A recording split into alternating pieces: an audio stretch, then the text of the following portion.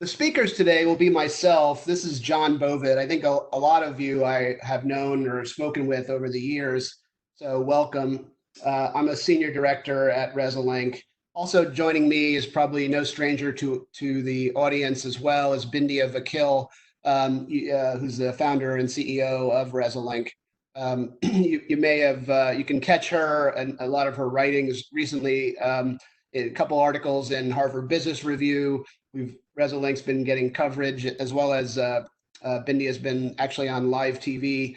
A lot of our that content is posted on our website, so feel free to check us out there or on social media. You can follow Bindia or myself as well.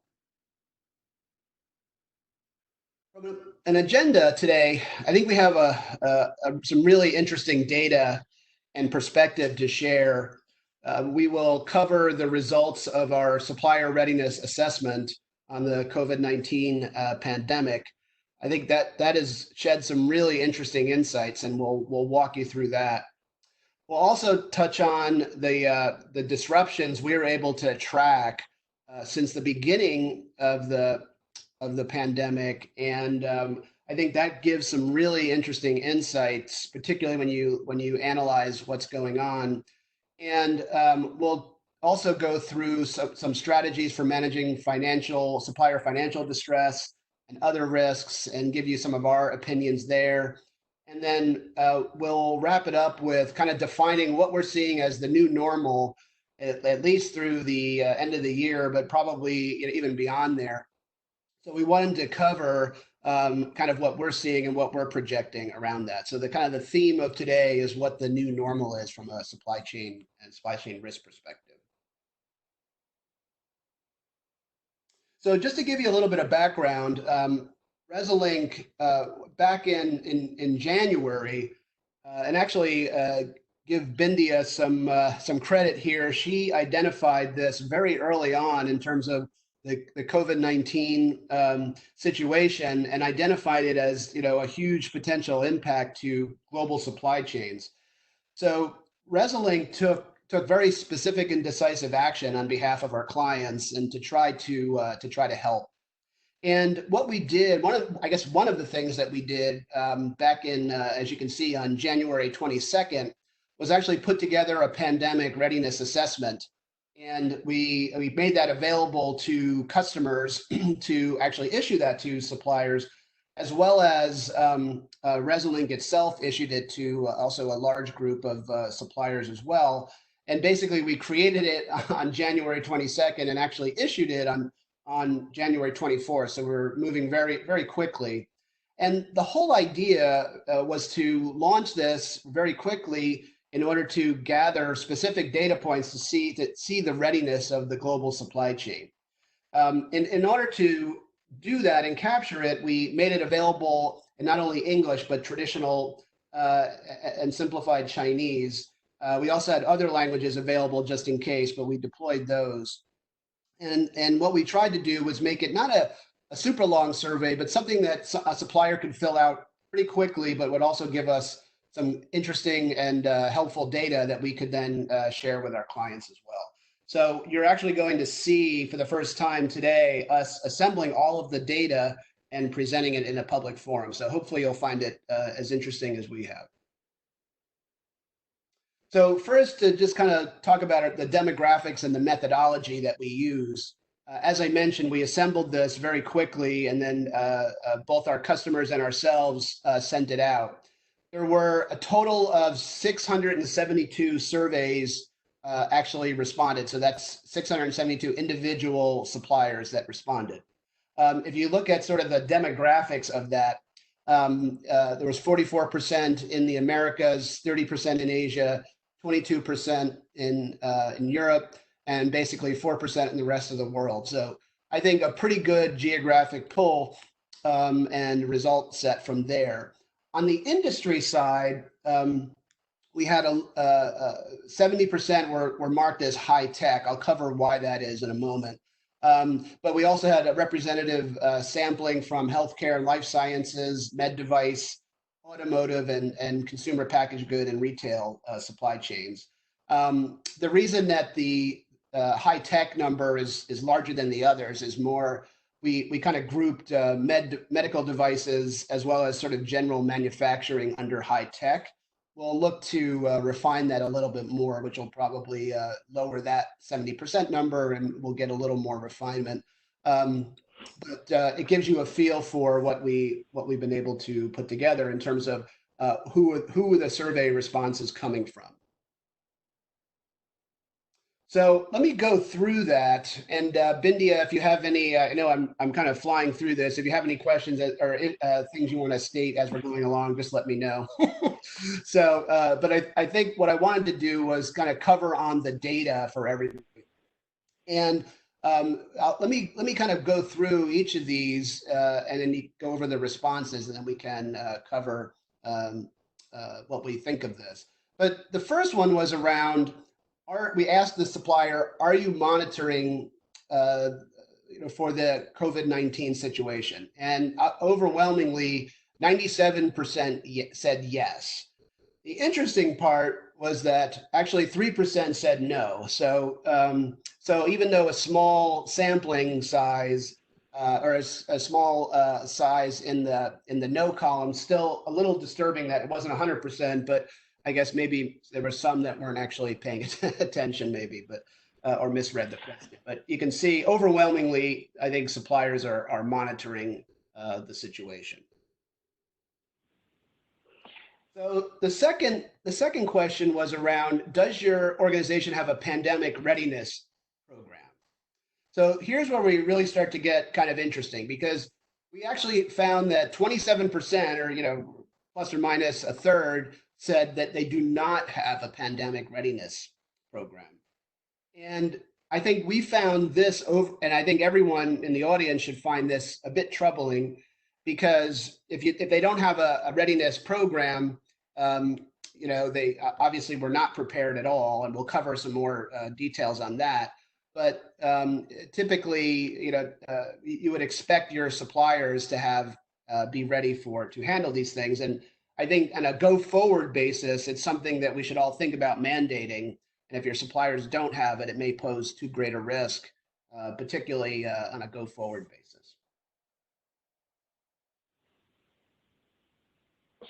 So just to add to that, John, on that last slide, the reality is that 27% of suppliers admit to not having a pandemic readiness program is a very concerning number, because it's not just about pandemic readiness.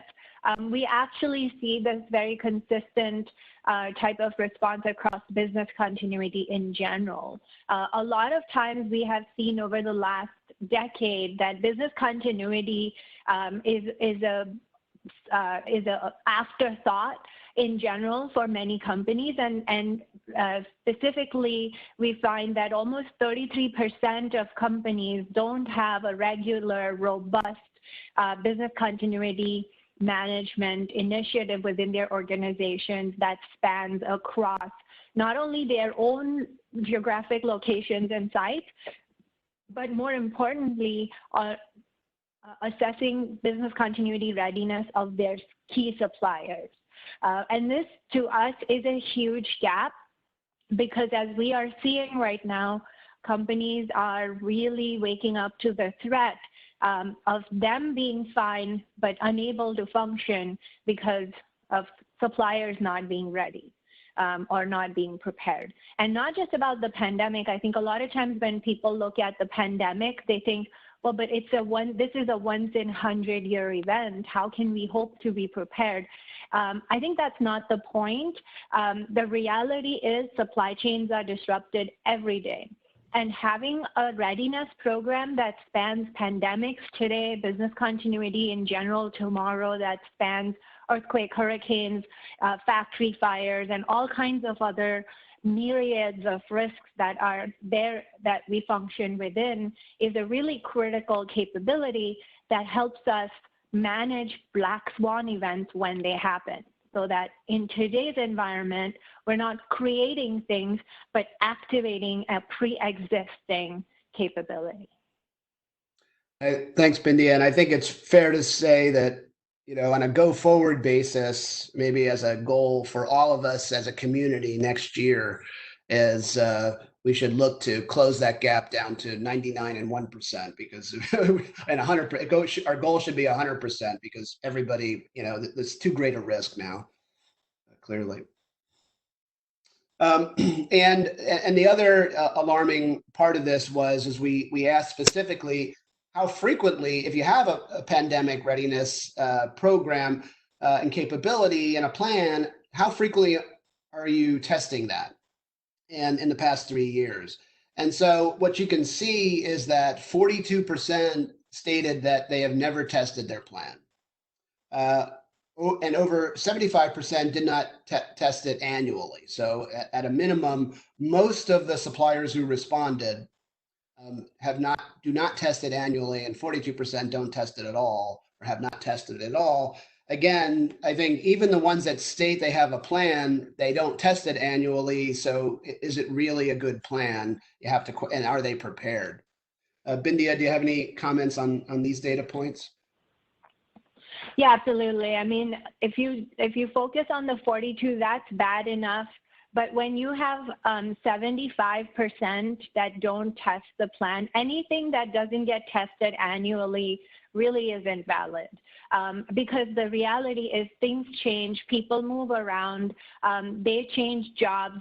The person who drafted the pandemic plan may not even be in that role anymore. And when I say pandemic, I really mean business continuity. Let's be clear, because really pandemic planning is part of the overall business continuity planning umbrella. Yeah, and so a robust business continuity planning organization would have pandemic planning as an integral part of it and would be testing it annually. And so when 75% organizations say they don't have pandemic planning integrated in their annual testing systems, what we are really hearing is that it's not a robust business continuity function.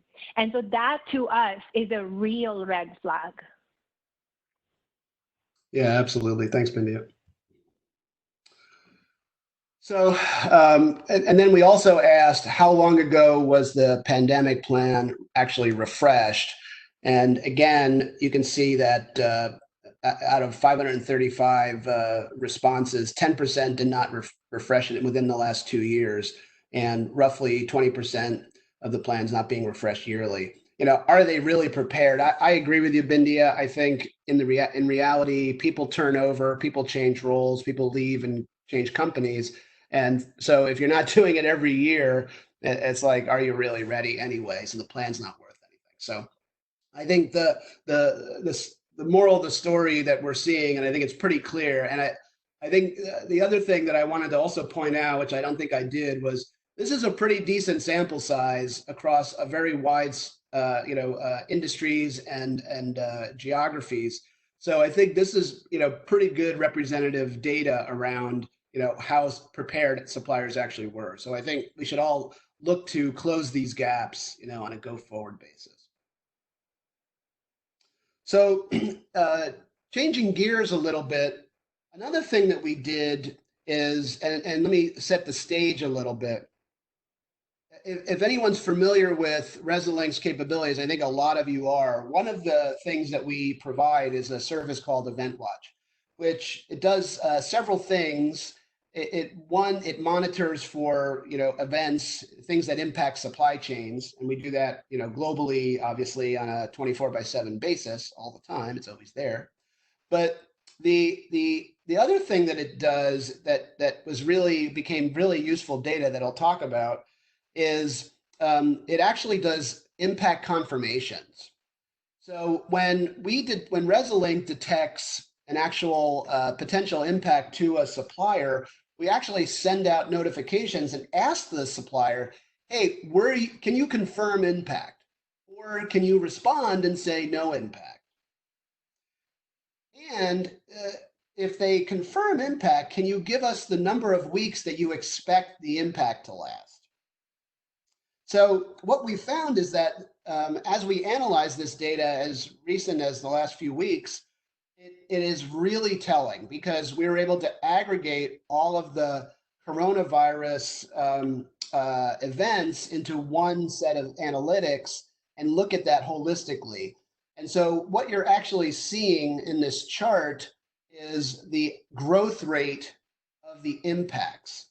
And what I think we found extremely fascinating is that I think we're all really familiar. We're becoming pandemic experts. Each and one of us is flattening the curve, watching the curve, hoping that the curve turns down.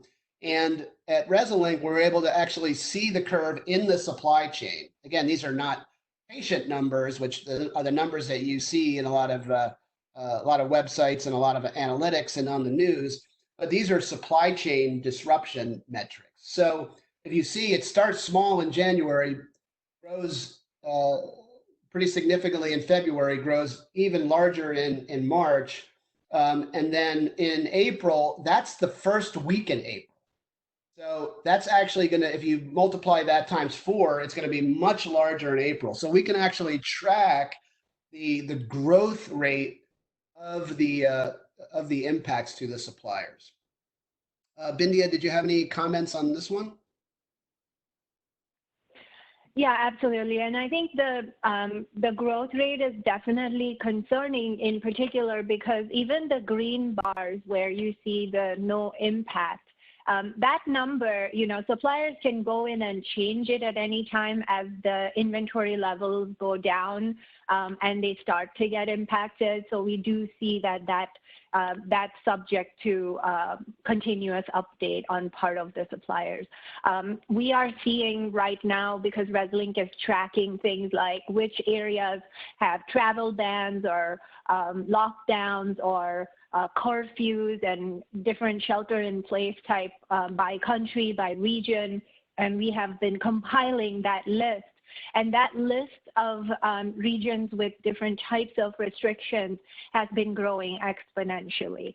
So what the bars, the green and the red bars actually show is the growth of the regions that have been swept up over time in these types of different regions and how many sites are in those areas.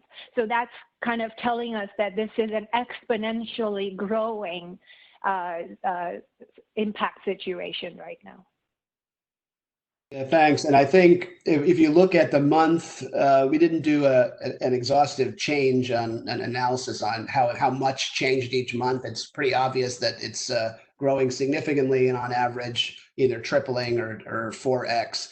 So we'll keep, and what our plan is going forward is that every time we give them another update, which I think we're scheduled to do in another 2 weeks, we'll actually update these metrics. So we'll be able to draw out, hopefully at the curve, and we'll see it increase, and then hopefully these disruptions start to decrease. And I'll cover on the next slide, I'll cover that we can actually detect that too, which I think is why we want to share this publicly with everybody in this community, because you can actually start to see when things are starting to improve. So that's ultimately what we want to see. So in a tale of two, call it tale of two cities or a tale of two geographies, you can actually see that we can detect the increases and the decreases. And in this case, you can see that obviously the impacts in China were extremely significant very early on. They were sort of the initial impetus of when it happened early on. And what we want to do is then take a look at, well, how are they doing? So if you look at, clearly you can see the rise and the fall of it.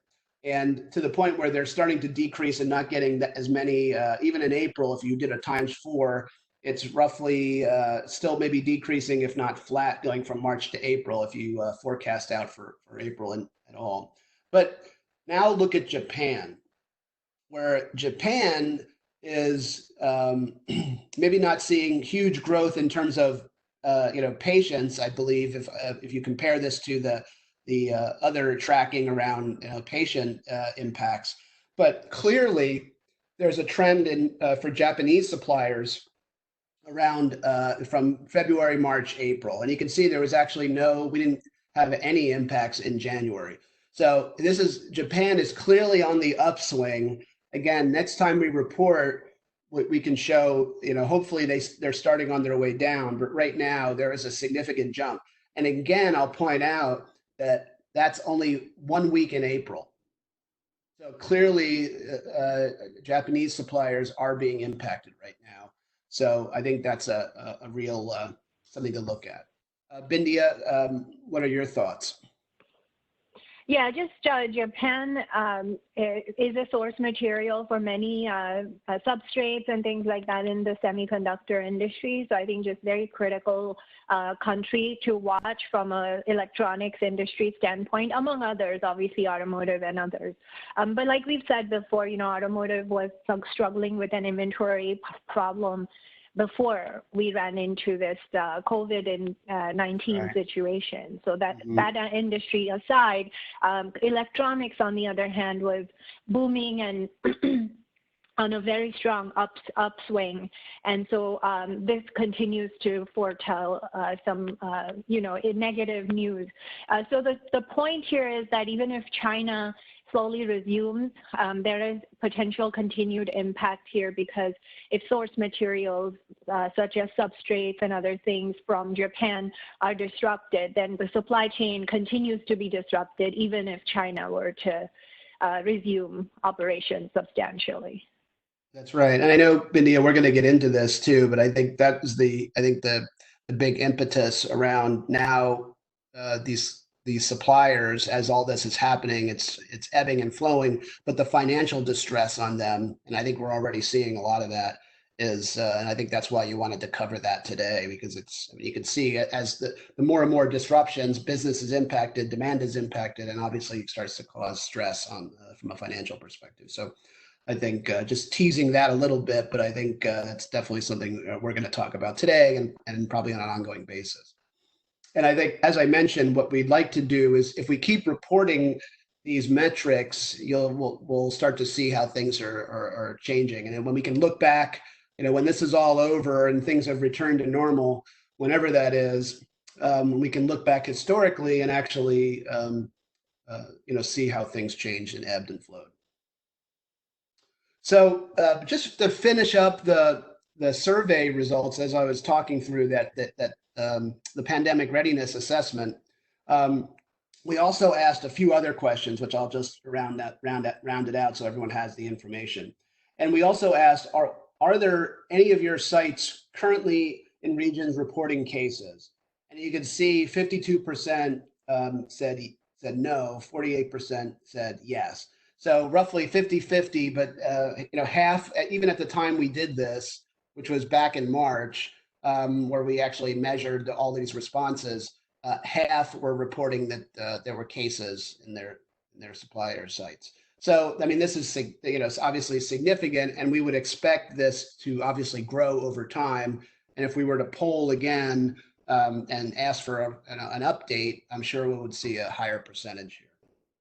Bindia, any thoughts on this before I proceed? So, obviously when regions report cases, the half and half of that it's concerning, because anytime you have a site within a region that has reported cases, the local government is likely to institute a shutdown. And so literally it's a coin toss. And when you look at your entire supply chain, that half of your suppliers could be subject to a lockdown or curfew at any time. And obviously we're reporting these numbers from between January through end of third week of March, right? So now we're in mid-April, and we know that those lockdowns have happened.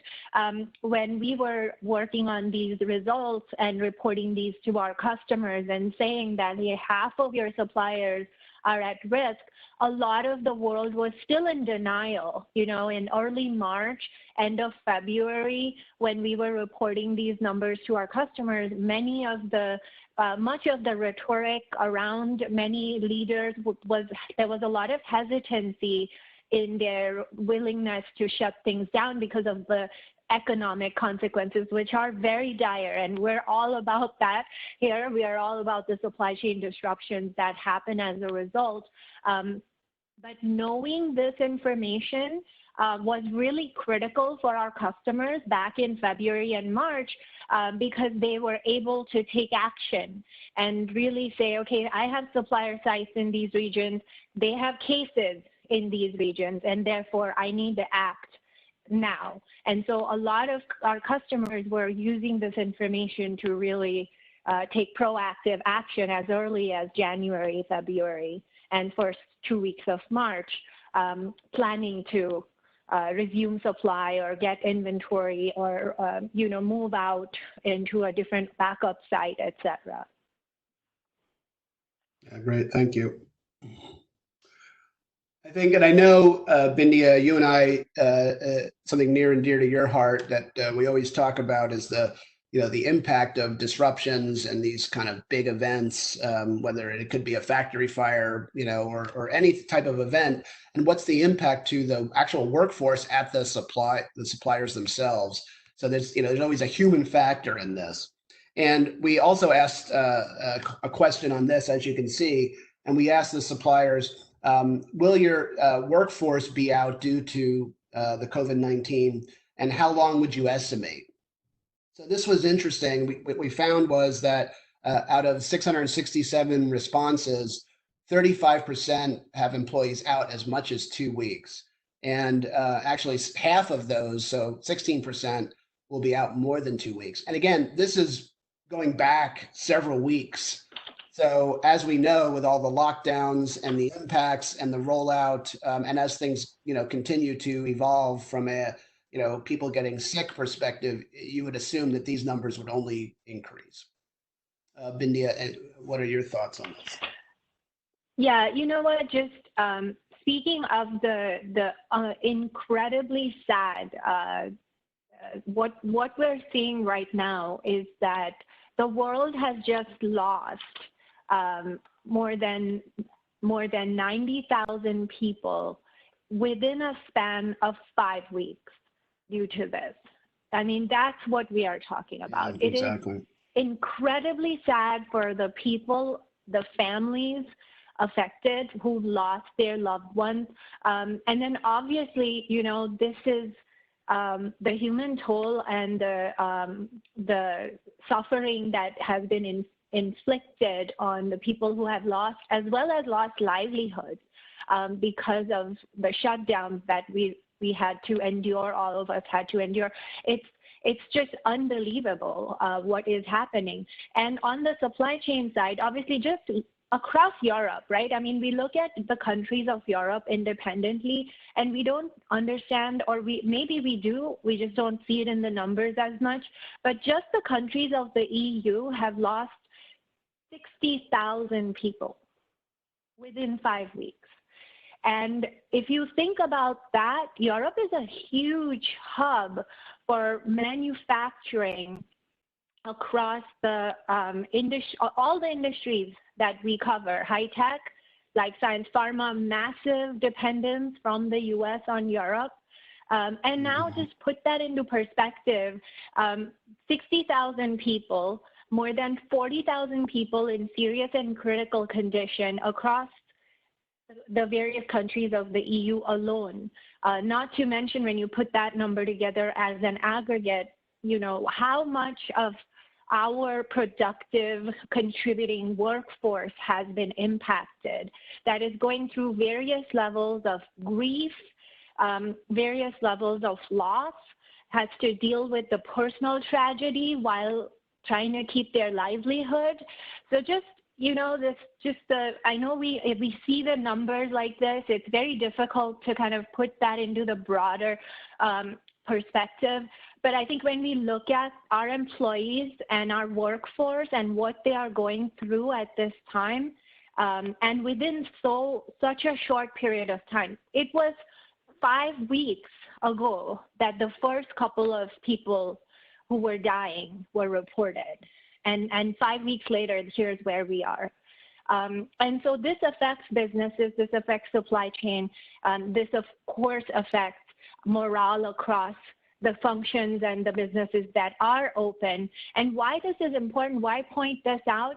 It's because we are losing skilled experts. And when we lose skilled experts because they are grieving for family members or trying to get their, house and household in order, take care of families, and so on, that is a whole supply chain disruption in and of itself of our human capital, of our talent.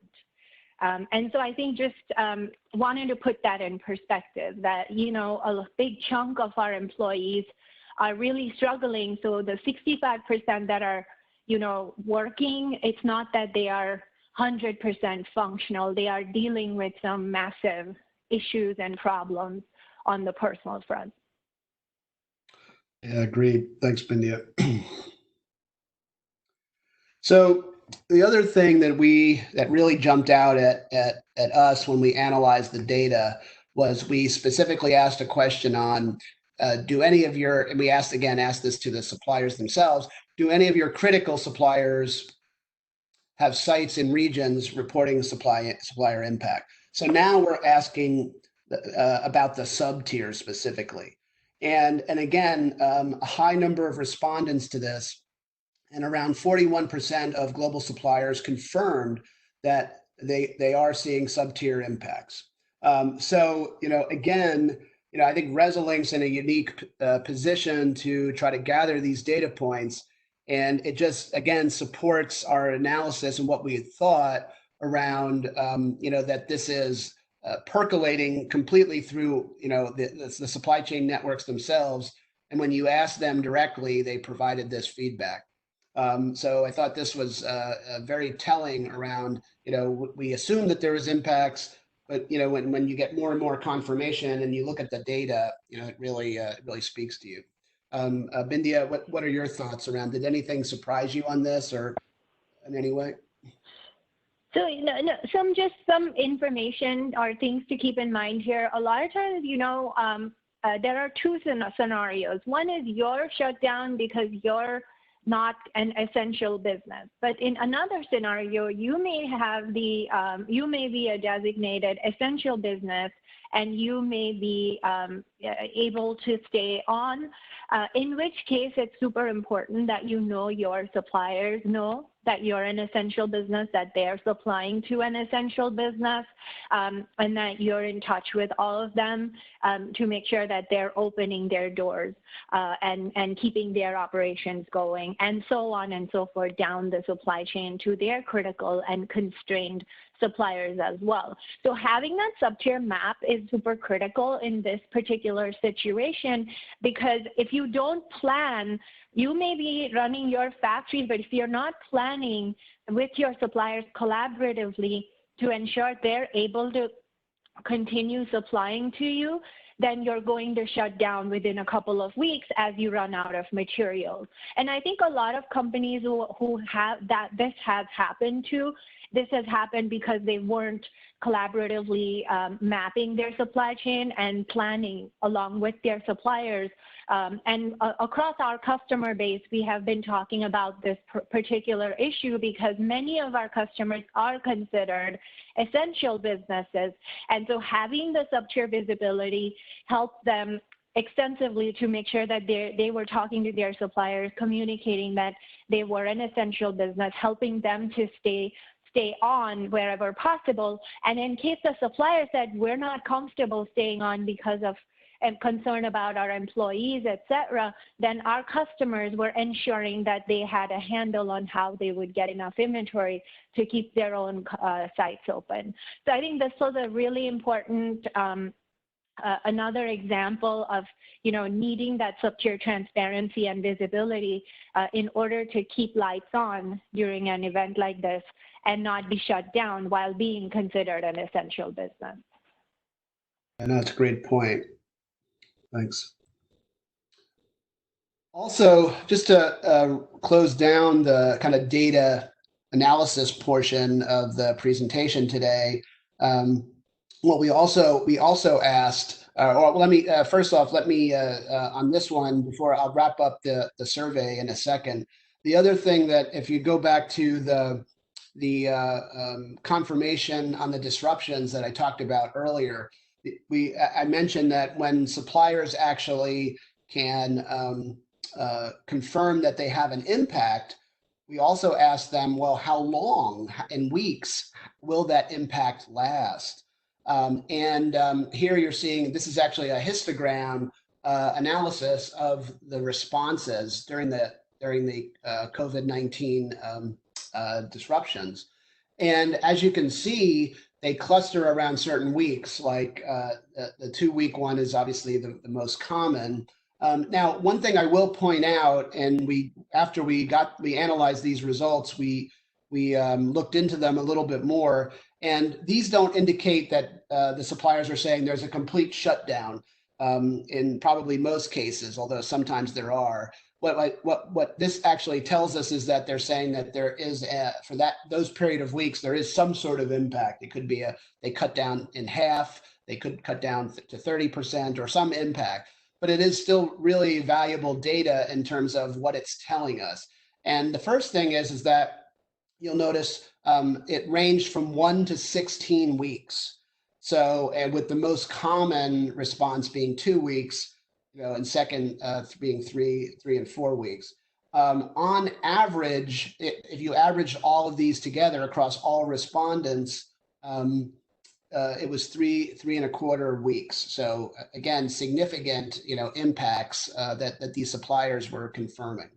Bindia, what does this data tell you as a supply chain practitioner?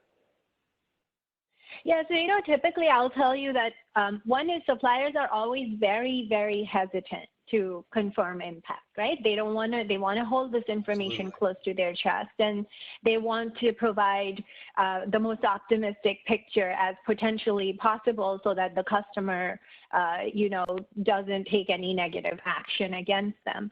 So I will tell you that typically when disruptions happen, suppliers confirm 1 week impact to 2 weeks impact on a regular basis.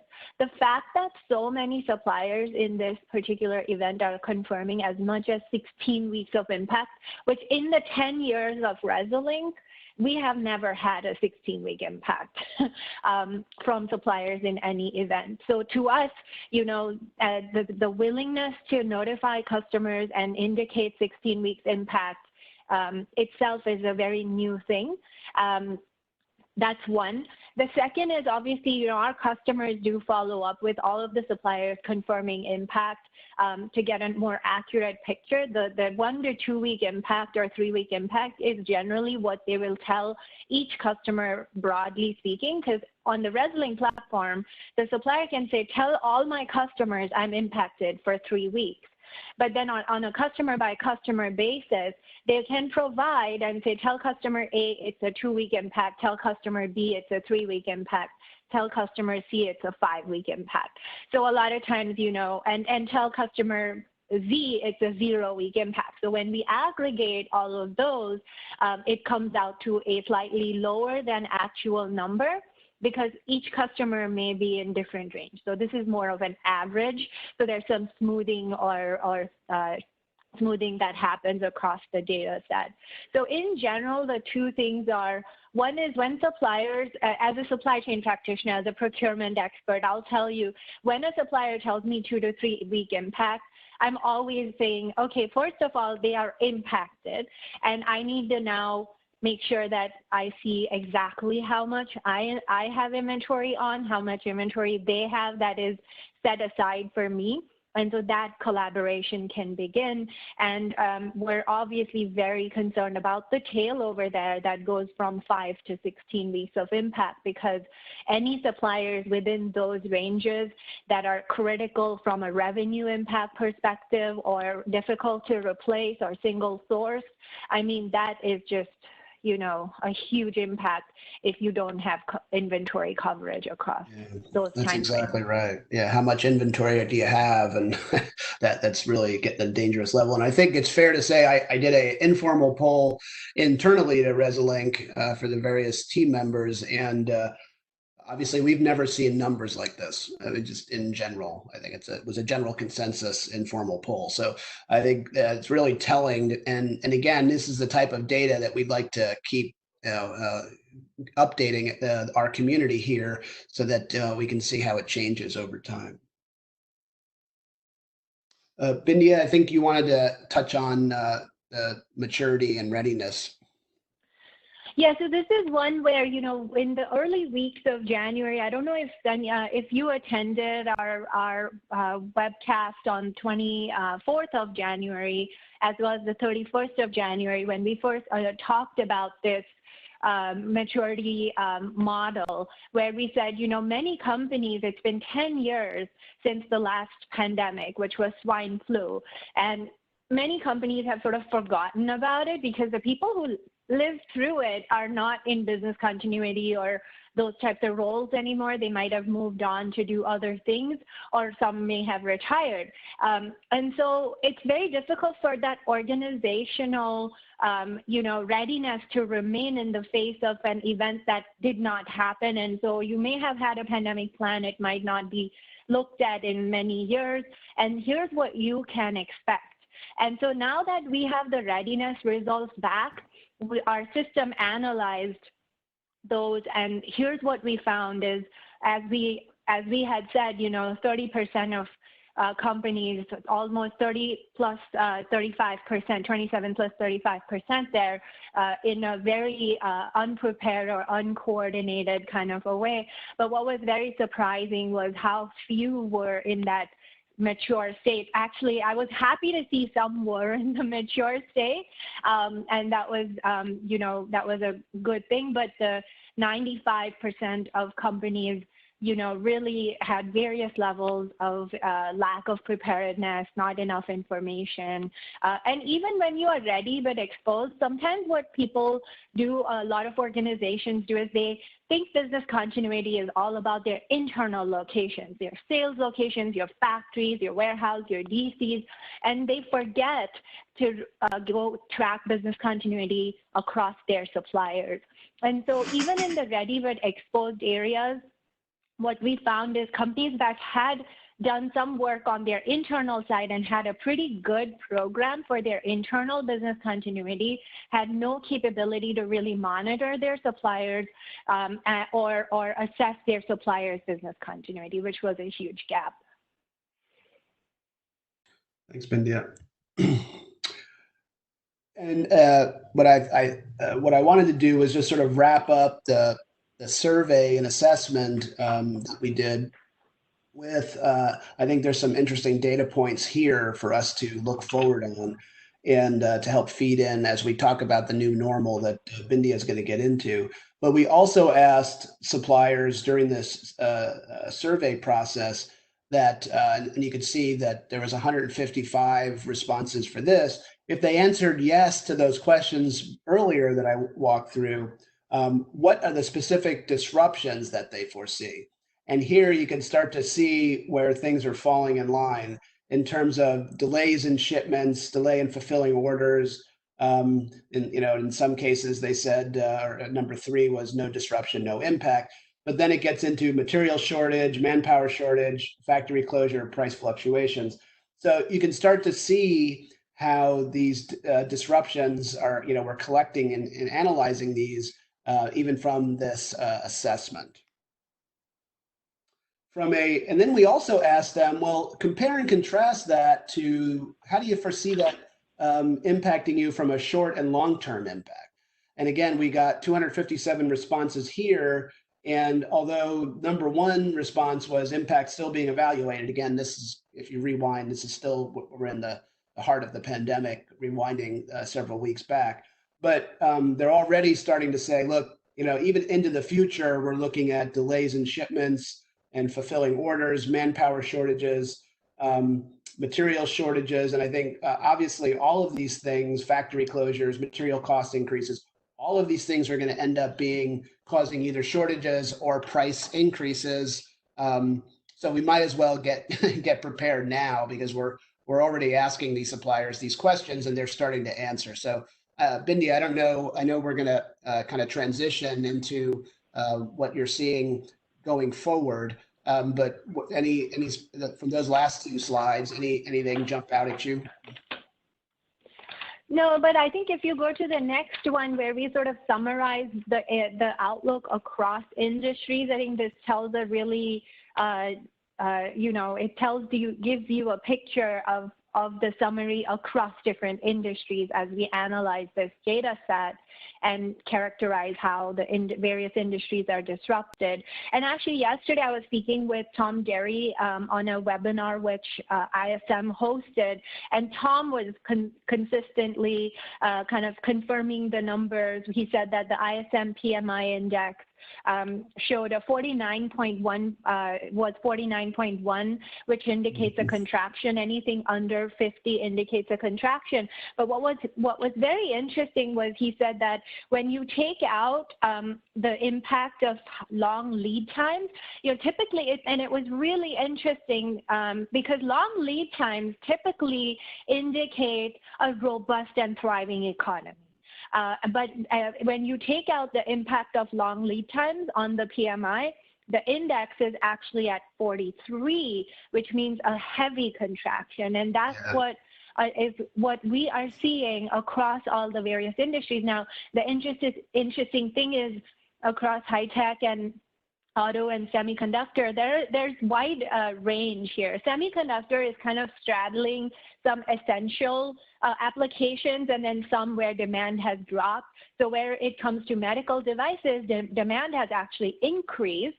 Pharmaceutical, healthcare, food demand has increased for a lot of, because of the healthcare concerns and things like that. And there, the disruption is that there's supply chain disruptions happening. So it's just across the industries, you know, where you see demand going down is as a shock to the system, and then some others where demand is actually increasing as a shock to the system. And you can see the picture in the graphic to the top, which shows at the beginning of March, we were actually quite a few yellows. So by the end of April, by the beginning of April, we're actually seeing that this has become worse. And quite honestly, I think this will probably be the last webinar where we talk about this, because I don't have a worse picture color than red to put on this. So unfortunately, that's kind of where we are. Yeah, no, I hear you. Next. All right, thanks. And I think what we wanted to just touch on, I think everyone's aware of the kind of the global rollout and the impact. And we at Resolink are obviously tracking, you know, all these different impacts from an IMF, you know, rolling out and saying that there's a global recession to all of these things, and as it goes from country to country and lockdown to lockdown. But I think in general, what we wanted to get across was that supplier bankruptcies are, you know, very high, and the potential for that is very high, and that's why we wanted to touch on that today. So, Bindia, why don't we touch on the kind of the financial health that I know you wanted to talk about. Yeah, so there's, you know, I've had the unfortunate experience of having to deal with some supplier bankruptcies during the 2008 crash, and I mean, this is 10 times worse by magnitude right now in terms of the broad swathe of demand drop that we're seeing across different industries, as we've just talked about. So what we want to talk to you about in this session is how do you properly and seriously assess supplier health, financial health.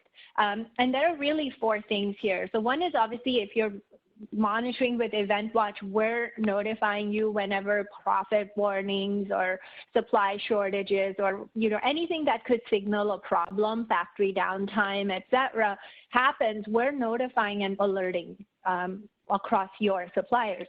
But we don't believe that is enough. You need to be further monitoring your suppliers in this way. Now, when it comes to publicly traded companies, which a lot of times people in procurement, you manage your highest spend suppliers very, very closely. That's fine in the normal course of business, but when it comes to risk management, you have to go throughout your entire supply chain and look at what is high revenue impact. And the second thing is identifying public versus privately held.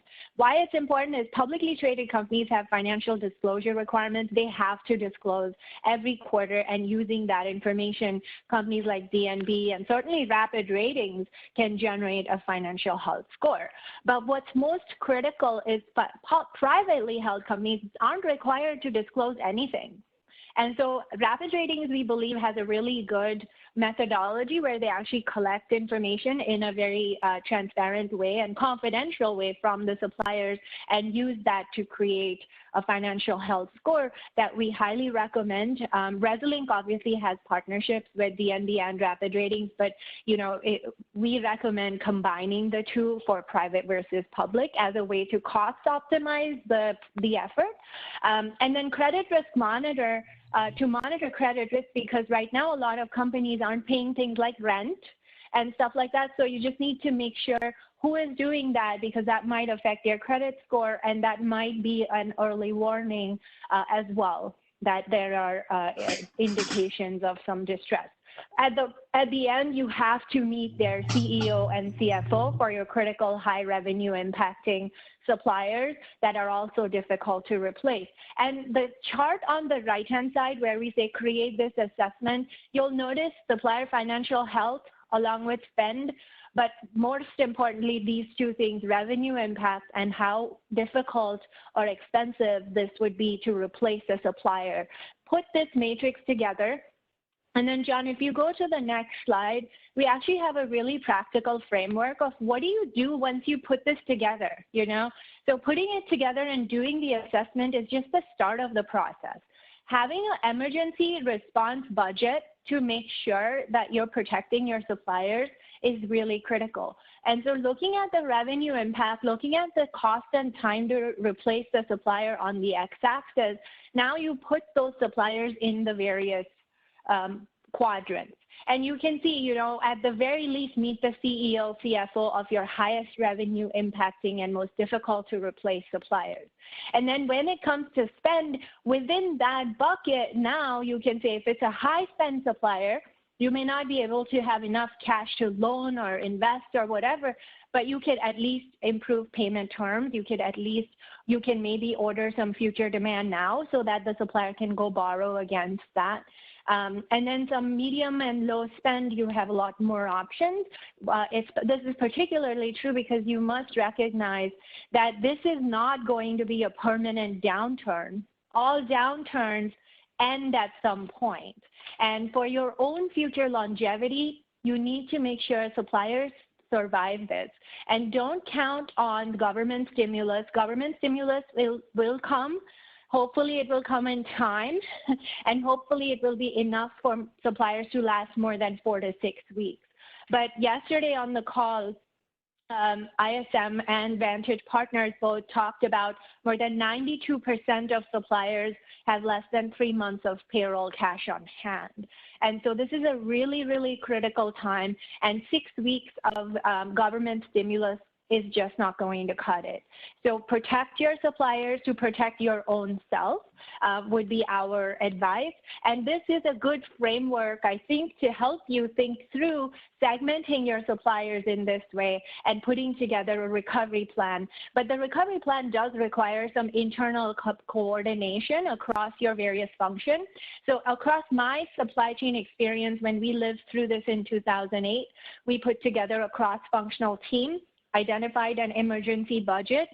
We had members from supply chain finance, our office of our CFO, our sales team, as well as our supply chain procurement and commodity management representatives.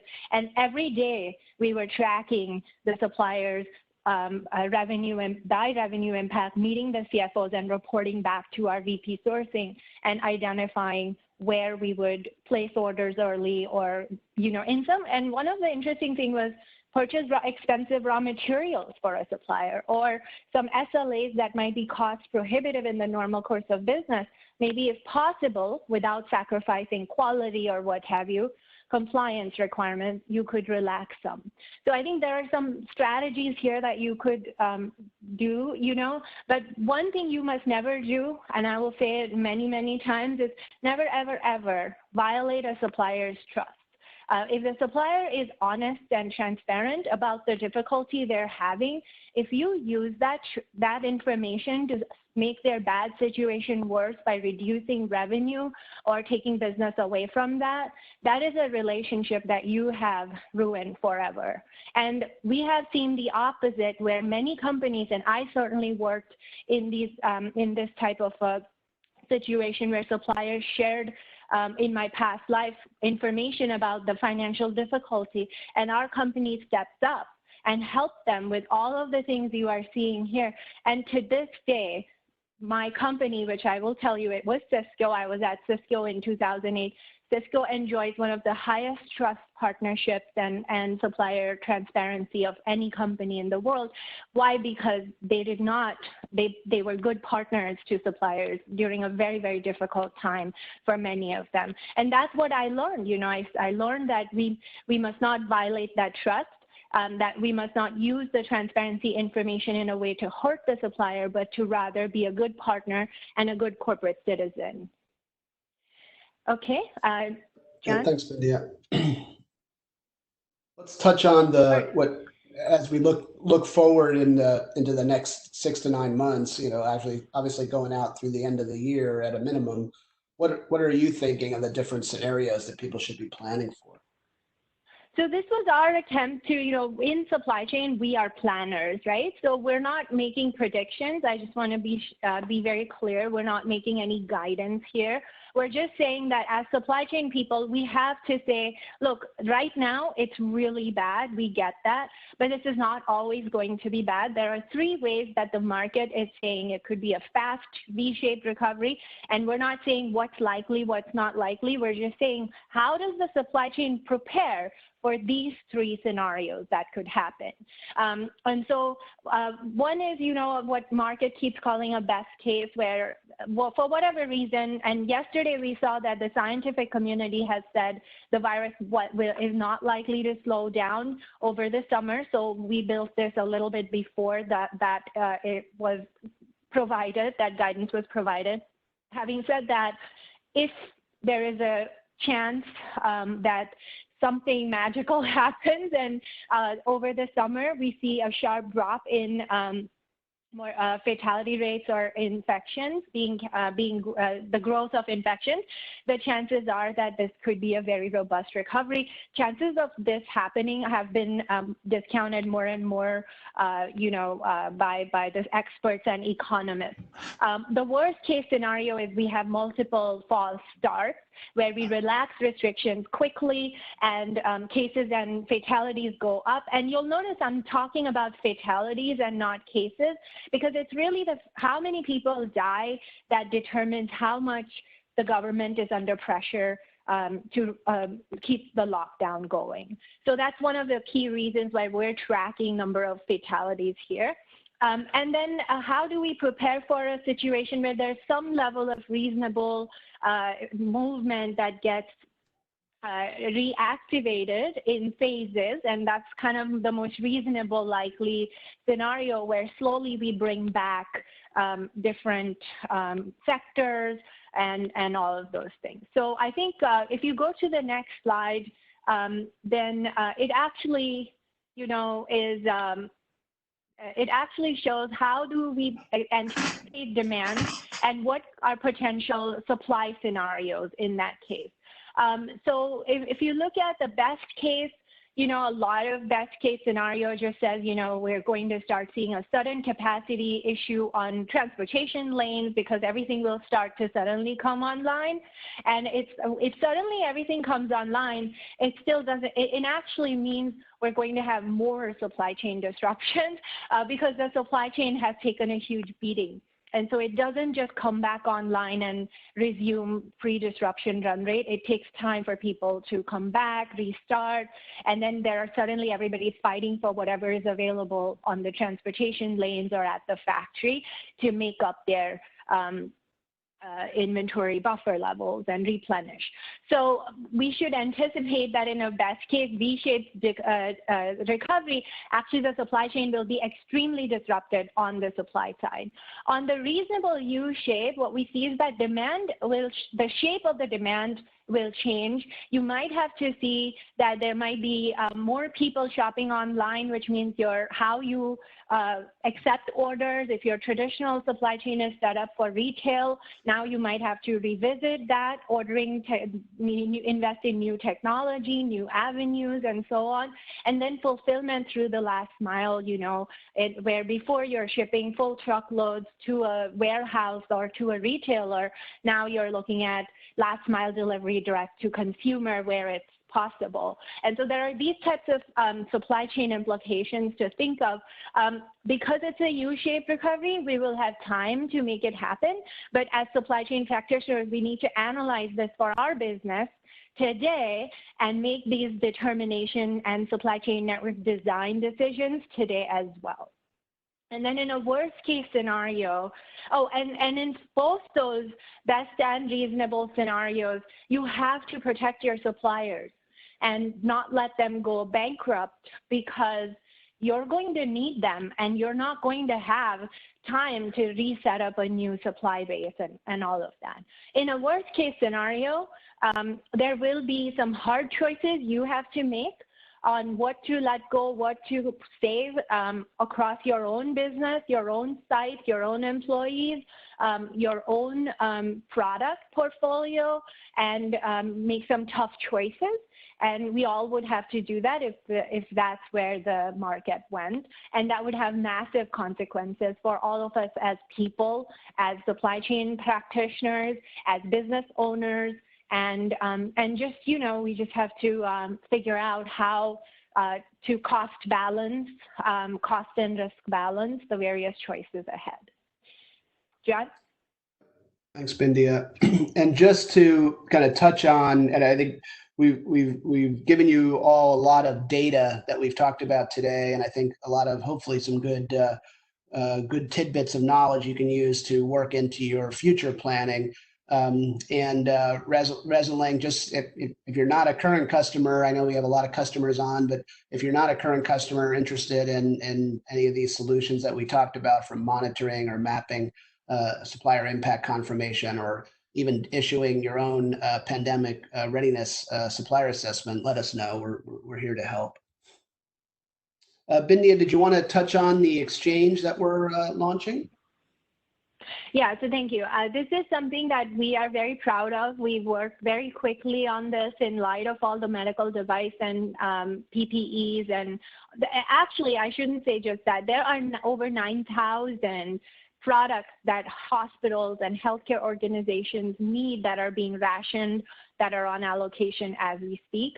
And Resolink has been working closely with the team at Stanford Healthcare, who brought this problem to us and said, if only there was a way that we have some supply imbalances where we're holding on to some inventory, or we've just received a huge donation of this one item, but we're looking for these 5 items, and we would offer what we have in exchange for something else that we need.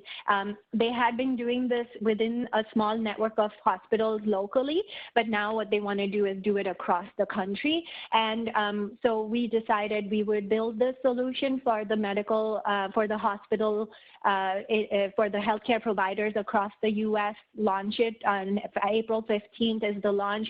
This week, we actually have some early adopters in the system doing their very first exchanges, actually happening today. And so we're very excited that the product will be able to connect hospitals across geographies, across traditional networks and ecosystems.